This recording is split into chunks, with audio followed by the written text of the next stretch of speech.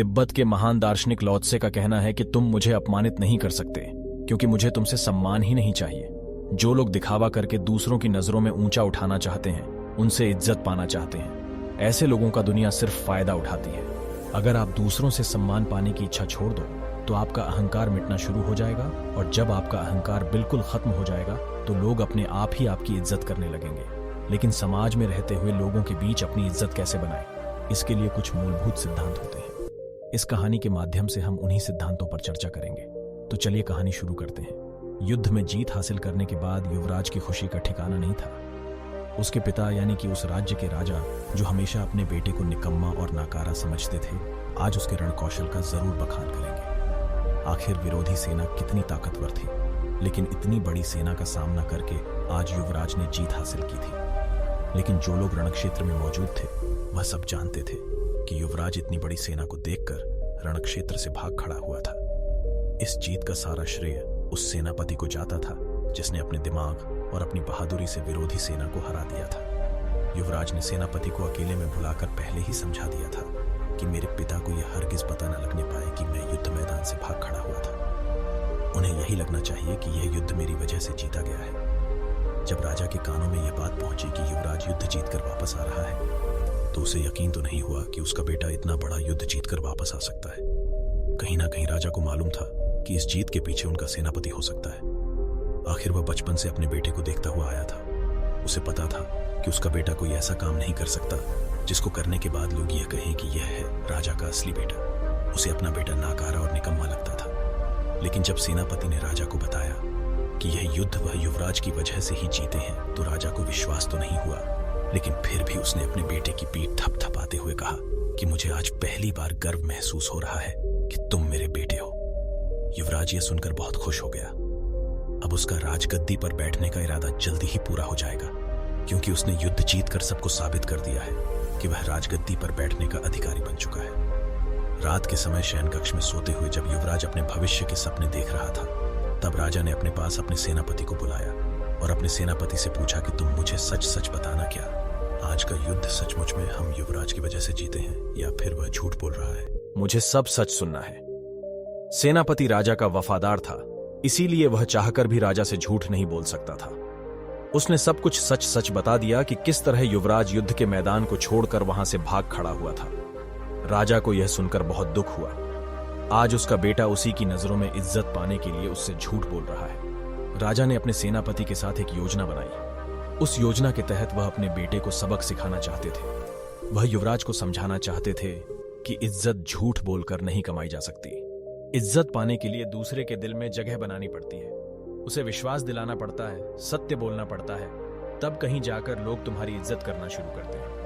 राजा ने और सेनापति ने अपनी योजना के तहत अगले दिन सुबह सुबह युवराज को अपने साथ लेकर शिकार पर निकल गए। आज राजा एक सिंह का शिकार करने वाला था, जिसने प्रजा को परेशान करके रखा हुआ था। जब युवराज को यह बात पता चली तो वह बहुत डर गया। उसने अपने पिता से बहाने बनाने की कोशिश की, लेकिन उसके पिता ने कहा कि बेटा, मैं बहुत बूढ़ा हो गया हूं, अब मुझसे शिकार नहीं होता, यह शिकार तुम्हें ही करना होगा। मैं तो बस तुम्हारी सहायता के लिए तुम्हारे साथ चल रहा हूं। अब युवराज के पास बचने का कोई विकल्प नहीं था, इसीलिए वह शिकार पर चलने के लिए तैयार हो गया। जब जंगल में युवराज का सिंह से सामना हुआ तो शुरुआत में तो वो सिंह को देखकर वहां से भाग जाना चाहता था, लेकिन वहां पर राजा खड़ा हुआ था। इसीलिए अपने पिता की नजरों में बहादुर बनने के लिए उसने सिंह से सामना लेने का निश्चय किया, और आखिरकार युवराज और सेनापति ने मिलकर उस सिंह का शिकार कर लिया। इससे युवराज का आत्मविश्वास बढ़ने लगा था। उसे विश्वास ही नहीं हो रहा था कि उसने एक सिंह को मार गिराया था। जंगल से वापस लौटते वक्त राजा के गुरु की कुटिया रास्ते में पड़ती थी। राजा अपने साथ अपने बेटे को लेकर अपने गुरु की कुटिया में पहुंचा। राजा ने अपने गुरु को प्रणाम करते हुए अपने युवराज को उससे परिचय करवाया। इसके बाद राजा ने जानबूझकर अपने बेटे को सबक सिखाने के लिए अपने गुरु से एक सवाल पूछा। उन्होंने कहा कि गुरुवर, मैंने अपने जीवन में बहुत झूठ बोले हैं। अपने मंत्रिमंडल को हमेशा अपने साथ रखने के लिए मैंने बहुत दिखावा भी किया। बहुत सारे युद्ध जो मैं सेनापति की वजह से जीता था, उसमें भी सारा श्रेय मैंने खुद ही ले लिया। मेरे सेनापति को प्रजा के सामने कभी भी वह सम्मान हासिल नहीं हुआ जिसका वह हकदार हुआ करता था। लेकिन अब मुझे पछतावा होता है। लोग मेरे सामने तो मेरी इज्जत करते हैं, लेकिन मेरे पीठ पीछे मुझे कायर बोलते हैं। मुझे बहुत बुरा लगता है। मैं चाहता हूँ कि मैं अपनी गलतियों को सुधार दूँ, लेकिन कोई तरीका नजर नहीं आता। मैं ऐसा क्या करूँ कि लोग मुझ पर विश्वास करने लगे, मेरी इज्जत करने लगे। राजा के गुरु ने विचार मग्न होकर कहना शुरू किया। उन्होंने कहा कि राजन, एक बात हमेशा ध्यान में रखना, एक राजा का दिया हुआ वचन किसी भी हालत में पूरा होना चाहिए। जो वादा तुमने किसी से कर दिया, किसी को वचन दे दिया, वह किसी भी तरह पूरा करके दिखाओ। अगर तुम अपने दिए हुए वचन को पूरा नहीं कर पाओगे तो लोग यही कहेंगे कि राजा तो बड़ बोला है, ये कुछ भी बोल देता है। इसकी बातों के पीछे कोई सच्चाई नहीं होती और इसी वजह से लोग तुम्हारी इज्जत करना बंद कर देते हैं। वह तुम पर विश्वास नहीं करते तो इज्जत करना तो दूर की बात रही। इसीलिए औपचारिकता में कभी भी किसी को वचन मत देना। दूसरों के सामने दिखावा करने के लिए कभी किसी से कोई वादा मत करना, क्योंकि वादा करना होता तो आसान है, लेकिन उसको निभाना बड़ा मुश्किल होता है। गुरु ने आगे कहा कि राजन, यह जुबान बिना हड्डी की होती है, कहीं भी घूम सकती है, कुछ भी बोल सकती है।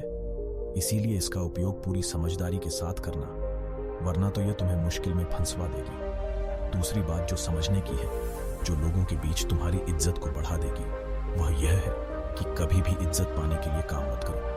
जब तक तुम दूसरों से सम्मान पाने के लिए काम करते रहोगे, तब तक तुम अपने खुद के अनुसार कभी काम नहीं कर पाओगे। तुम्हारे मन में यही अंतर्द्वंद चलता रहेगा कि लोगों को मेरा काम अच्छा लगेगा या नहीं लगेगा, और इसी अंतर्द्वंद्व में फंसकर तुम हमेशा दुखी रहोगे। इसीलिए किसी की अपेक्षा के अभिभूत होकर उसके अनुसार काम मत करो, अपने अनुसार काम करना सीखो। मस्त मौला होते हैं वह लोग जो सम्मान पाने के लिए नहीं जीते, वह जीते हैं जीने के लिए, खुद के लिए, आनंद के लिए। और याद रखना, अगर तुम सम्मान पाने के लिए काम नहीं करोगे तो कोई तुम्हारा अपमान भी नहीं कर पाएगा। तीसरे उपदेश की चर्चा करते हुए गुरु ने समझाया कि राजन, कितनी भी कठिन परिस्थिति क्यों ना हो, चाहे तुम्हारी जान ही क्यों ना चली जाए, लेकिन हमेशा सत्य बोलना सीखो। सत्य बोलना ही लोगों में तुम्हारा विश्वास कायम करता है। सत्य बोलना इतना आसान नहीं होता, क्योंकि सत्य बोलने की वजह से हो सकता है कि तुम्हें बहुत सारी दिक्कतों का सामना करना पड़े, क्योंकि सच हमेशा कड़वा होता है। बहुत सारे लोग उस कड्ढावे घूंट को पीकर शांत नहीं बैठेंगे, वह तुम्हें परेशान करेंगे, तुम्हें दुखी करेंगे, और इसी कारण तुम वह बोलना शुरू कर देते हो जो लोग सुनना चाहते हैं, और जो कि झूठ होता है। झूठ किसी भी परिस्थिति में तुम्हें खुद से दूर ही लेकर जाएगा। गुरुवर ने अपना अगला उपदेश बताते हुए कहा कि राजन, तुम एक राजा हो, पूरी प्रजा का भरोसा तुम पर है। इसीलिए कोई भी काम करो वह सबकी भलाई के लिए होना चाहिए। सिर्फ अपने फायदे के लिए किया गया काम दूसरों की नजरों में तुम्हें इज्जत नहीं दिला सकता। इज्जत तुम्हें वही काम दिलाएगा जो तुम सबकी भलाई के लिए करोगे। हम लालचवश यह भूल जाते हैं कि जो काम हम कर रहे हैं उससे दूसरों का कितना नुकसान होगा। अपने फायदे के लिए हम यह अपने दिमाग से निकाल देते हैं कि यह काम सिर्फ हमें फायदा पहुंचाएगा, बाकी सबको नुकसान पहुंचाएगा। और ऐसा काम करने के बाद तुम क्या अपेक्षा करते हो कि लोग तुम्हारी इज्जत करेंगे? तो तुम बद्दढ़ी भूल में फंसे हुए हो राजन। एक राजा हमेशा न्यायप्रिय होना चाहिए, और राजा ही नहीं अपितु हर इंसान को न्यायप्रिय होना चाहिए। किसी के प्रति ज्यादा लगाव के कारण हम अन्याय कर देते हैं, हम न्याय नहीं कर पाते हैं, और यह बात सिर्फ तुम पर लागू नहीं होती राजन, यह बात हर उस आदमी पर लागू होती है जो एक गृहस्थ जीवन जी रहा है। गृहस्थ जीवन में जब भी कोई झगड़ा होता है तो आदमी लगाव के कारण अन्याय कर देता है, न्याय करने की क्षमता अपनी खत्म कर लेता है, और इसीलिए घर परिवार में उसकी इज्जत कम होने लगती है। लेकिन इसके विपरीत घर के मुखिया को हमेशा न्यायप्रिय होना चाहिए।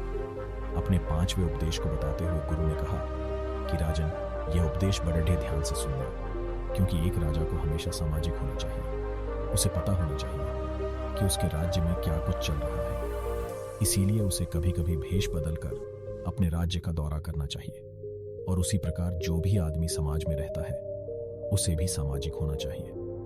लोगों के बीच उठना बैठना चाहिए, लोगों की समस्याएं सुननी चाहिए। उसे पता होना चाहिए कि उसके आसपास उसके समाज में क्या कुछ घटित हो रहा है। इससे समाज पर तुम्हारी पकड़ मजबूत होती जाती है, और लोगों के बीच तुम्हारा रुतबा बनने लगता है।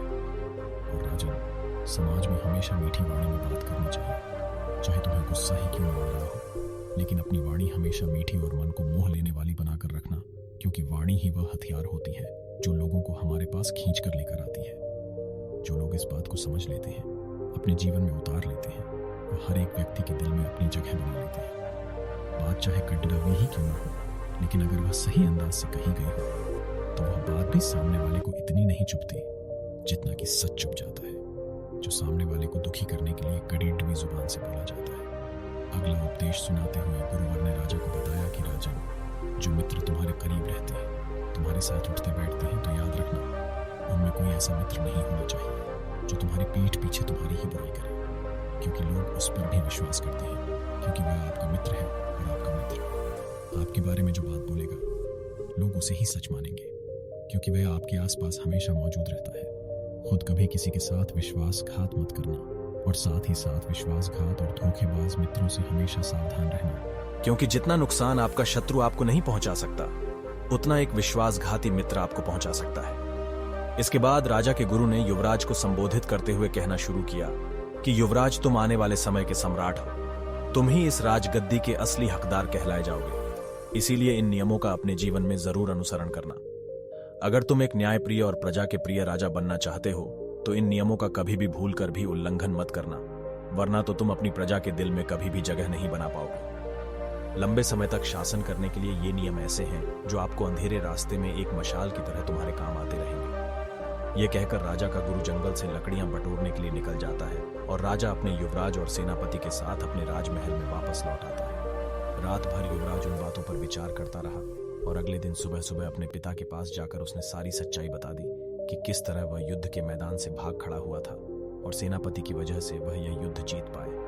राजा को अपने बेटे के मुख से यह सच्चाई सुनकर बेहद प्रसन्नता हुई। उसे लगने लगा कि अब इसमें राजा के गुण उत्पन्न होना शुरू हो चुके हैं और इसी के साथ पिता और बेटा एक दूसरे के गले से लिपट जाते हैं। तो दोस्तों, कैसी लगी ये कहानी? आपको कमेंट सेक्शन में ज़रूर बताना, और अच्छी लगी हो तो इस चैनल को सब्सक्राइब करके नोटिफिकेशन बेल को ज़रूर प्रेस कर देना। तो मिलते हैं अगली कहानी में, तब तक के लिए अपना ख्याल रखें।